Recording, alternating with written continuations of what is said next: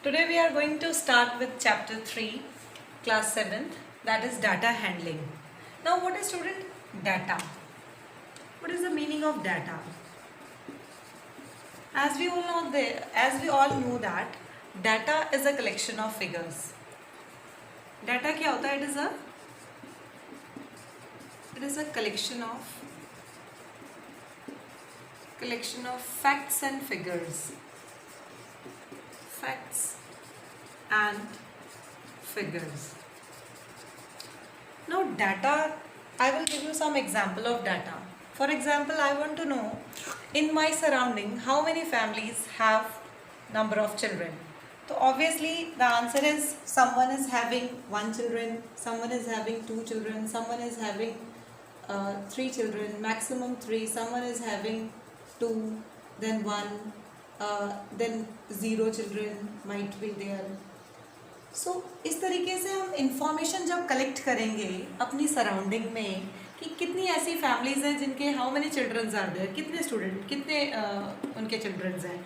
तो किसी फैमिली का 1 होगा चिल्ड्रन, किसी का 2 होगा, किसी का 3 होगा, किसी का 2, किसी का 1 एंड किसी का 2, 0 हो सकता है, किसी का हो ही ना कोई चिल्ड्रन या कोई बेबी ना हो एंड किसी का 2. तो this information is going on like this and the collection of this information is called data. And it is presenting as it is known as a raw data. इसको हम क्या बोलेंगे? raw data. मैंने ऐसा collect किया और ऐसा ही present कर दिया, तो ऐसे डाटा को हम बोलते हैं raw data. कि इसमें आपको कोई अरेंजमेंट नज़र नहीं आ रही है, बट अगर मैं इसको ऑर्डर वाइज अरेंज कर दूँ इंक्रीजिंग ऑर्डर या डिक्रीजिंग ऑर्डर में, या you can say ascending order और डिसेंडिंग ऑर्डर में, तो ये देखिए डाटा कैसा बन जाएगा.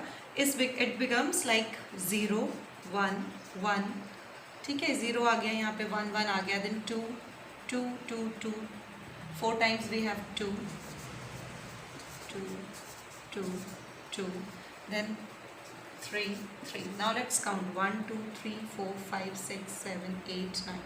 1 2 3 4 5 6 7 8 9. Okay, that means we have write all the digits. Now देखिए रॉ डाटा क्या, raw data this one is the raw data. Now अब मैंने इसको क्या किया, अरेंज कर दिया. When I arrange this data, आप लिखिएगा arranging of data, arranging of data in ascending order, ascending order or descending order,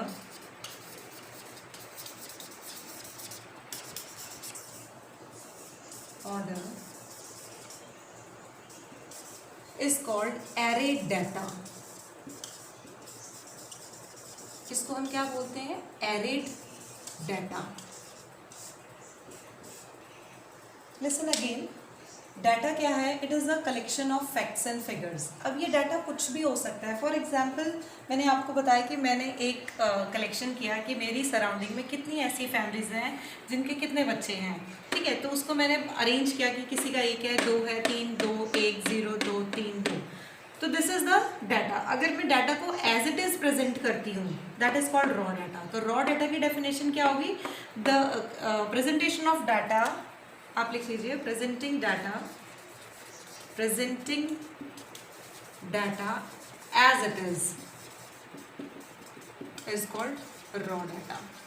raw मतलब क्या होता है? कच्चा. कच्चा इन द सेंस कि कोई भी चीज़ जो अरेंज की हुई नहीं है, that is called the raw data. अब मैंने आपको बताया कि मैंने क्या किया, इसको अरेंज कर दिया मैंने इनको असेंडिंग ऑर्डर में.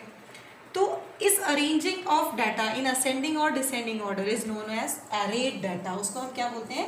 एरेड डाटा. दैट मीन्स डाटा को जब हम अरेंज कर लेंगे तो बोलेंगे एरेड डाटा. अब आप यहाँ पे देखिए, यहाँ पे जो ईच फिगर होगी, every figure is known as observation. तो आप इसी के साथ लिखेंगे ऑब्जर्वेशन की definition. What is observation? each numerical figure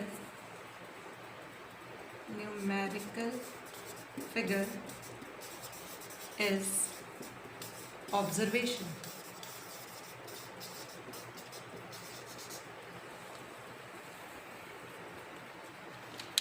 this observation क्या है, each numerical figure, that means कि 1 क्या बोलूँगे, 1 is an observation, 2 is an observation, all these digits represents the observation of this data.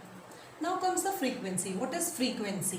Frequency is the, यहाँ पे लिख लेते हैं फ्रीक्वेंसी.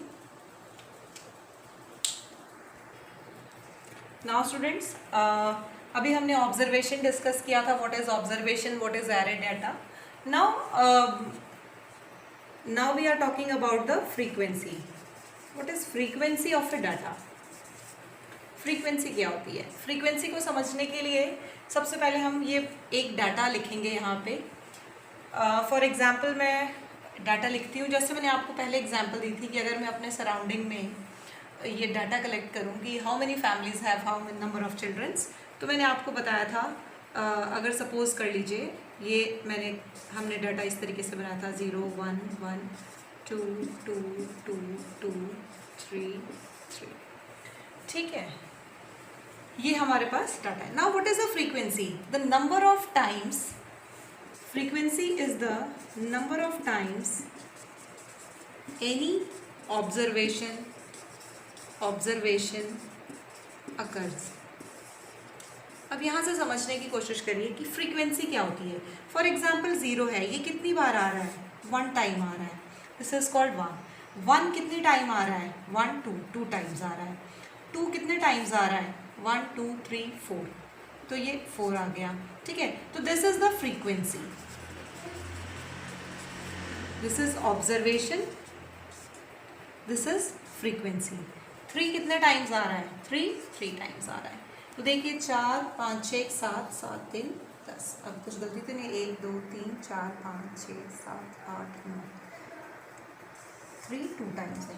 ठीक है, तो जब आप इसको टोटल करेंगे तो आपको 9 है यहाँ पे टोटल ऑब्जर्वेशन, तो आपको यहाँ पे टोटल 9 होगा. तो फ्रीक्वेंसी क्या होता है कि number of times any observation occur is known as frequency. तो frequency of 0 is 1, frequency of 1 is 2, 2 की 4 है फ्रीक्वेंसी, 3 की 2 है. नाउ अब हम एक और चीज़ सीखेंगे, टेलीमार्क. टेलीमार्क क्या होता है? देखिए, टेलीमार्क कुछ नहीं होता है, इसको प्रेजेंट करने का एक तरीका है.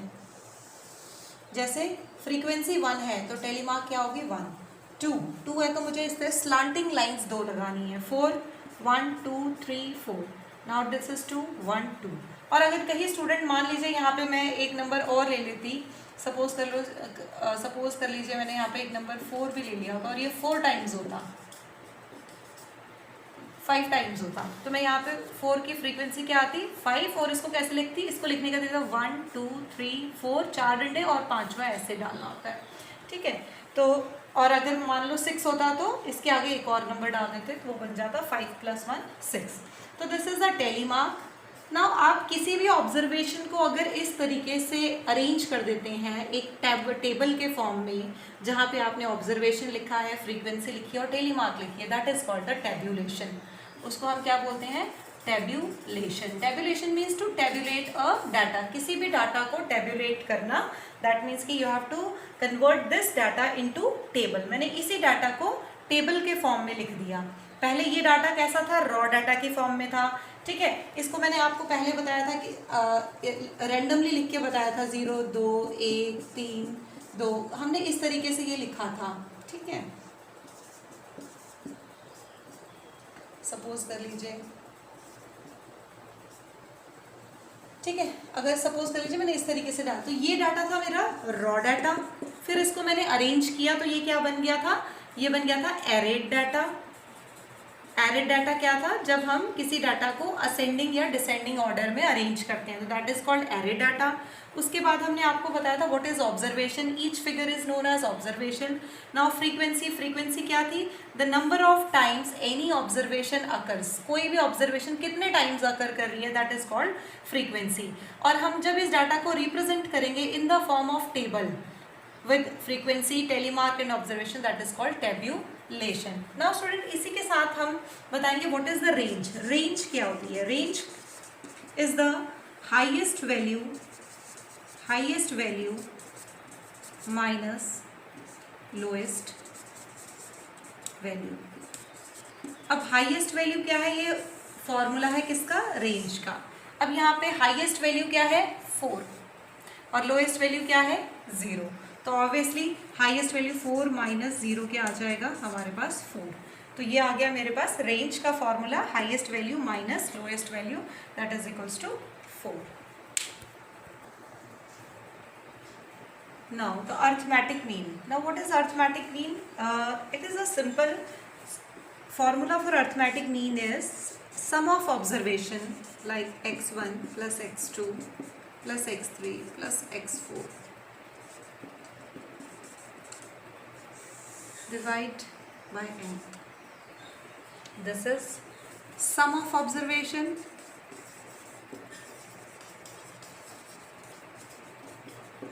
divided by total number of observation.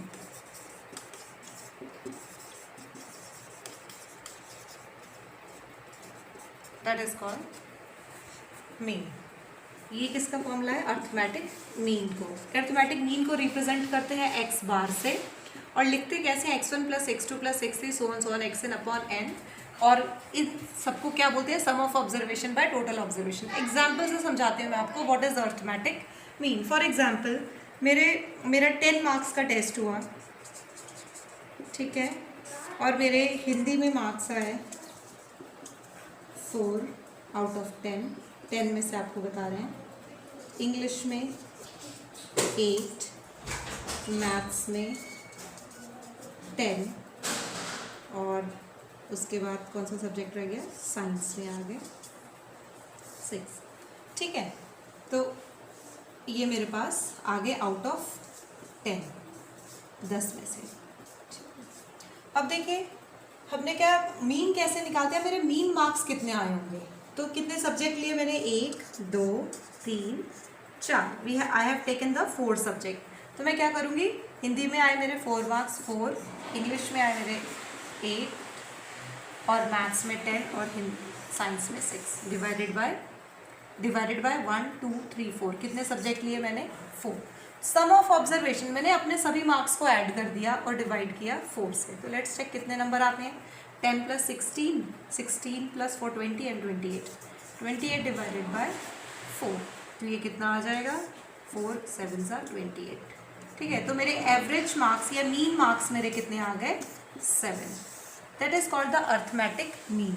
तो जब भी अर्थमेटिक मीन निकालना है तो क्या करना है? फॉर्मूला क्या है? Sum of observation divided by total number of observation. Hope so आपको इंट्रोडक्शन पार्ट क्लियर होगा।